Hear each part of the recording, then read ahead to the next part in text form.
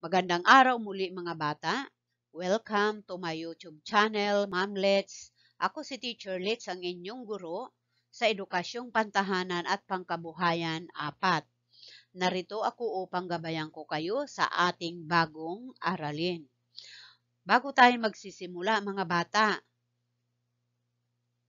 huwag kalimutan i-click ang ating notification bell para updated tayo sa lahat nating video lesson. Maraming salamat. Handa na ba kayo mga bata? Okay. Bago tayo magsimula, siguraduhin hawak na natin ang ating aklat, ballpen, at sagutang papel. Isulat ang inyong pangalan sa comment box o sa sagutang papel. Pangalan ng guro, pangkat, pangalan ng paaralan. Tara na mga bata, samahan na ninyo ako sa bago nating aralin. Okay. Ngayon, ito ang ating bagong aralin, mga disenyo, kung paano tayo mag-design sa ating pagtatanim ng halamang ornamental. Tatalakayin natin itong APP4 Quarter 2, Week 3, Module 3, paggawa ng disenyo ng pagtatanim ng mga halamang ornamental. Ayan ang ating tatalakayin ngayon. Alamin. Sa pag-aaral ng module na ito, inaasahang maisasagawa mo ang mga sumusunod na layunin. Nakagagawa ng disenyo ng halamang ornamental sa tulong ng basic sketching. At ito na ang ating mga basic sketching. Bago tayo magsisimula, ganyan na disenyo. Yan, may gagayahin tayo. Okay? At dumako na tayo sa subukin. Number 1, crosswords puzzle. Bilugan ang mga salitang iyong mabubuo. Kopyahin sa inyong kwaderno. Landscape, industrial arts, garden, ornamental. Bigyan ko kayo ng 5 minuto upang masagutan ninyo ang mga tamang salita. Okay. Ngayon, dito na tayo sa ating pagsagot. Okay, tama.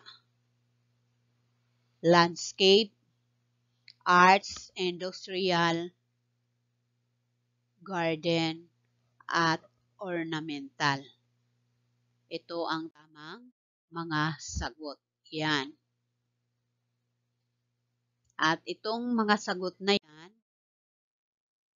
gamit ang diksyonaryo, hanapin ang kahulugan ng mga salitang iyong nabuo.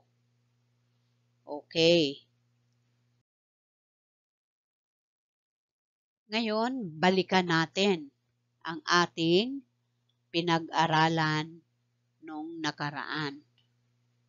Sa pagtatanim ng mga halamang ornamental sa tahanan man o sa pamayanan ay kinakailangan na mayroong sinusunod na disenyo, angkop upang maparami natin ito. Maaring gumawa ng disenyo sa pagtatanim ng mga halamang ornamental sa tulong ng basic sketching at teknolohiya.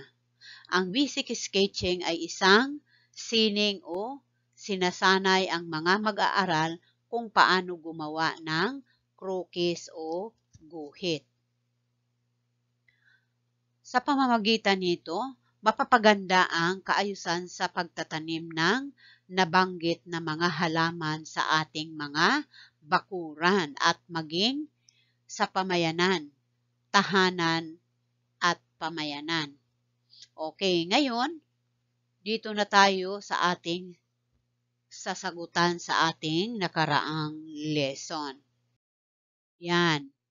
Iguhit ang araw kung tama ang ipinahayag na pangungusap at ulap naman kung mali. ang pinapahayag nito.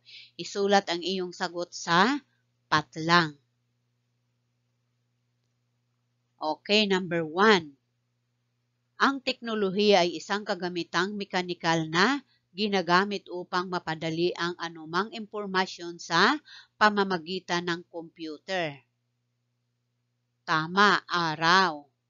Pangalawa, ang paggamit ng makabagong pamamaraan tulad ng pagsusurvey ay nakakatulong upang mapadali ang pagpaparami ng halamang ornamental. Okay, tama, araw. Pangatlo, ang pagsusurvey ay isang hadlang at nakakaabala sa gawain. Ulap, tama. Pang-apat, ang pananaliksik sa computer gamit ang internet ay nakakapagbawas ng kaalaman sa pagtatanim ng mga halamang ornamental. Tama, ulap. Panglima, sa pagtatanim ng halamang ornamental, kinakailangan ang teknolohiya upang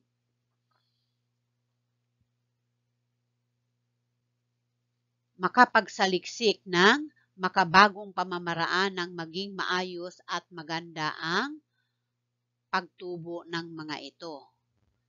Tama, mga bata. Araw. Okay, mahusay mga bata. Natatandaan pa ninyo ang ating napag-aralan noong nakaraan. Binabati ko kayo.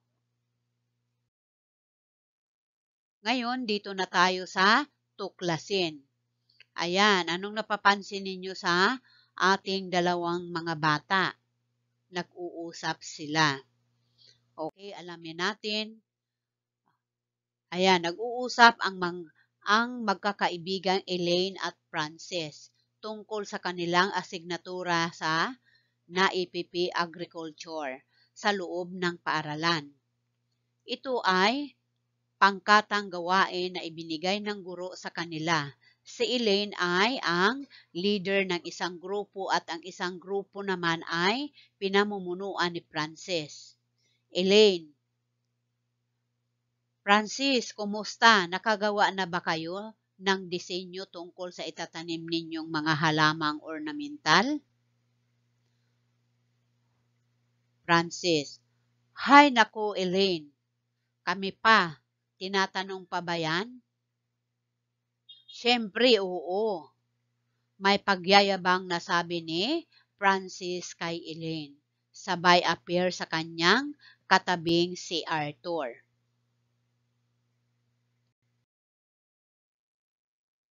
Elaine, patingin naman o. Wala kasi akong idea tungkol dyan. Sagot ni Francis, oo naman, basta huwag ninyo lang gagayahin. Gumawa rin kayo ng sarili ninyong disenyo, sabay pakita ng kanilang drawing.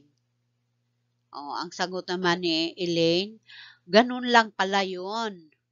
Sige, salamat, nagkaroon na ako ng idea. Bukas ipapakita na rin kaming output kay Binibining Mercedes. Francis, wala yun, basta ikaw, sabay ngiti. Sagutin ang tanong, isulat ang iyong mga sagot sa malinis na papel. Okay, bigyan ko kayo ng 5 minuto upang sagutin ang mga tanong.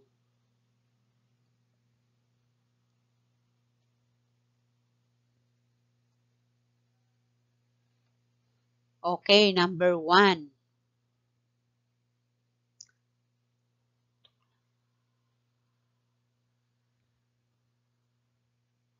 Sa inyong palagay, ano ang nakita ni Elaine? Tama, mga disenyo. Pangalawa, anong klaseng disenyo kaya ang ginawa ng pangkat ni Francis?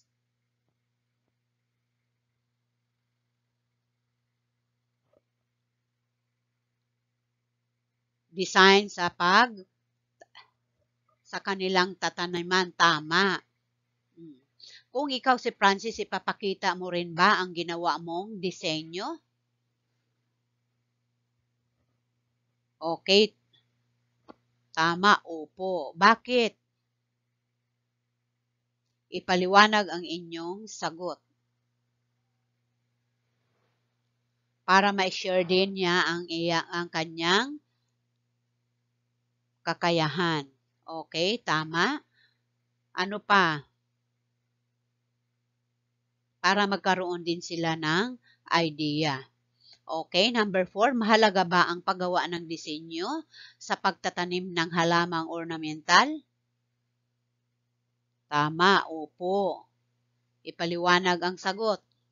Upang mapadali ang pagtatanim ng mga halamang ornamental. Number 5, ano ang ibig sabihin ng basic sketching sa industrial arts? Tama. Ito ay isang disenyo. Okay. Very good. Binabati ko kayo sa inyong mga tamang sagot. Ngayon, suriin naman natin. Tingnan natin ang bahay. Ano ang nakikita ninyo? Yes, yan ay ang ating disenyo sa pagtatanim ng halamang ornamental. Ayan, mga bulaklak. Naka-design siya, naglagay siya ng mga bato para maganda siya tingnan. Okay.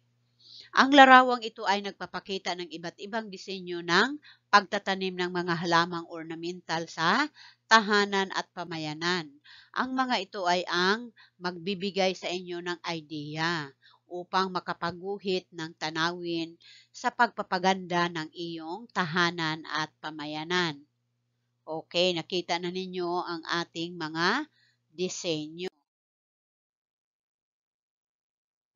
Mahalaga ang paghahanda ng guhit sa disenyo sa pagtatanim ng mga halamang ornamental. Dito makikita ang ganda ng tanim para sa tahanan at pamayanan. Sa paggawa ng outline, alamin muna ang sukat ng lugar na iyong ilalarawan upang maging maayos ang gagawing landscaping. Ihanay ang mga halaman o punong ornamental sa tamang direksyon nang sa ganun ay magkakaroon ng tamang sukat ng gagawing simpleng landscape. Okay, very good. A. Isaayos ang mga salita upang mabuo ang pangungusap. Gawin ito sa inyong kwaderno. Okay, yan. Basahin natin at sagutan. Ano ang mga salita na binuo? Ayusin natin ang mga titik. Ang halamang patlang ay ang pinakaangkop na isama sa halamang ornamental. Tama, gulay. Yan ay gulay. Pangalawa, mahalaga ang patlang sa pagtatanim ng mga pinagsasamang halamang ornamental at iba pang mga halamang angkop dito. Tama, disenyo. Pangatlo, ang patlang ay isang sining na sinasanay ng mga mag-aaral kung paano gumawa ng croquis at shading. Yes, basic sketching. Tama, yan ay basic sketching. Pang-apat, ang halamang patlang ay magandang tingnan lalo na kung ito ay maayos at nilalagyan ng angkop na disenyo. Yan ay isang namumulaklak. Tama, namumulaklak. Panglima, makagagawa ng disenyo lalo na kung ito ay naka-sketch gamit ang computer. Tama. Binabati ko kayo sa inyo tamang mga sagot. Okay. Ngayon, lagyan ng check kung ito ay nakatutulong sa pagsusurvey gamit ang computer at ikis naman kung hindi. Okay. Bigyan ko kayo ng 5 minuto upang sagutan ninyo ang inyong pagsusurvey. Okay. Number 1. Ano ang tamang sagot? Paggamit ng makabagong pamamaraan sa pagpapatubo ng mga halamang ornamental.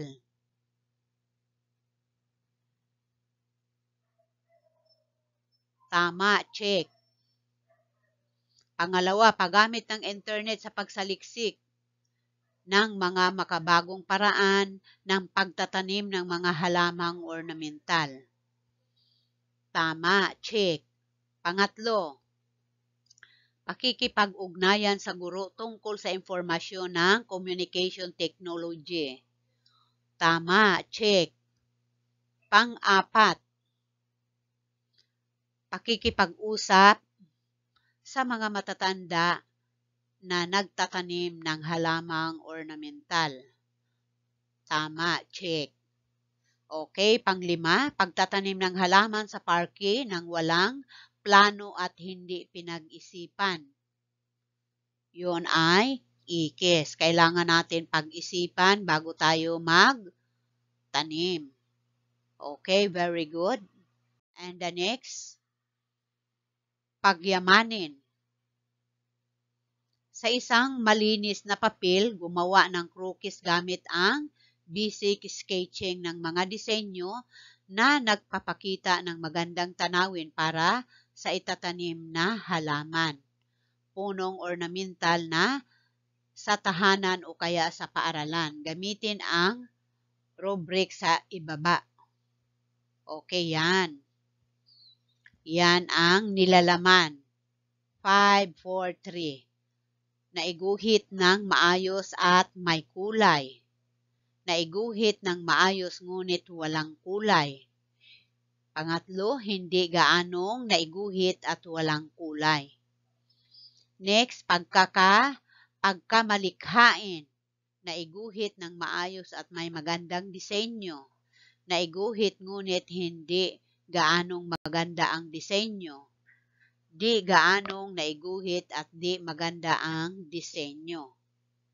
Okay, yan ang ating laging pag-aralan. Kalinisan. Mayroon kulay at kalinisan ang pagkagawa ng disenyo. Walang kulay at malinis ang pagkagawa ng disenyo. Di gaanong malinis at walang kulay ang disenyo. Okay, ngayon dito na tayo sa isa-isip.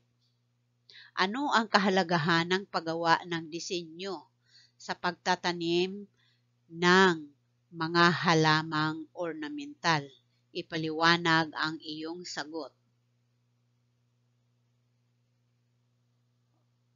Okay. Kailangan nating magplano bago gumawa ng disenyo. Very good. Pangalawa, paano mo ito maisasagawa sa iyong sarili? Kailangan gagamit tayo ng basic sketching. Okay. Very good. Tama. Mahusay. Isagawa.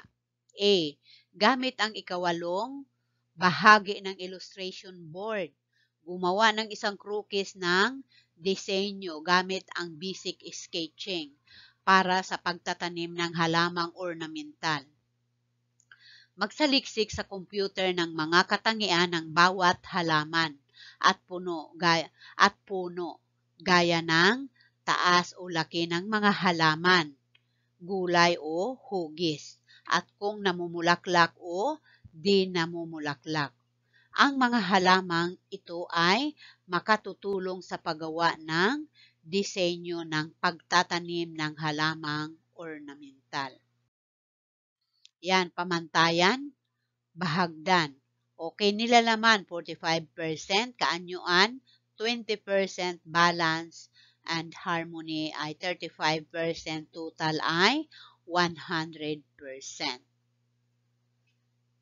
Yan ang batayan sa pagbibigay ng marka sa ginagawang krukis o simple na sketch. B. Pangkatin ang mga sumusunod na halaman sa dahon ayon sa uri nito. Isulat ang mga ito sa talahanayan sa ibaba ayon sa kinabibilangan pangkat. Ayan, gumamela, pine tree, senya, sampagita, pechay, Nara, San Francisco, sunflower, malunggay, talong. Okay, katulad nito, halamang namumulaklak, halamang puno, halamang gulay. Okay, yung halamang namumulaklak, gumamila, senya, sampagita. Ang halamang puno naman ito ay Nara, San Francisco, at pili. Yun ang mga halamang puno. Ang halamang gulay naman, malunggay, talong, o pechay, ganon, pwede yun. Okay, yan. Tandaan lagi, tayahin. Sagutin ang tama o mali ang sumusunod na pangungusap. Gawin sa inyong kwaderno. Ayan. Sasagutan natin ng mali o tama. Una, mahalaga ang pagbabalak ng gawain bago ito simulan. Ano ang tamang sagot? Tama. Pangalawa, mahirap isakatuparan ang mga gawain kapag nagplano. Yan ay mali. Pangatlo, ang disenyo o plano ay isang gabay sa pagsasaayos ng pagtatanim ng mga halamang ornamental. Tama. At pang-apat, kailangan ang pagpaplano ng gawain para sa maging maganda ang kalalabasan ng disenyong gagawin. Tama. Panglima, ang pagpaplano ay nakakaabala sa paggawa at pagsasaayos ng mga halamang ornamental. Yan ay mali. Okay mga bata, dito naman tayo sa karagdagang gawain. Pumunta sa pinakamalapit na internet cafe at magsasaliksik tungkol sa iba't ibang disenyo ng landscaping ng mga halamang ornamental. I-print at ipakita sa guro. At ngayon, tapos na ang ating bagong aralin. At huwag kalimutan, like, share, subscribe para updated tayo lahat sa ating mga video lesson.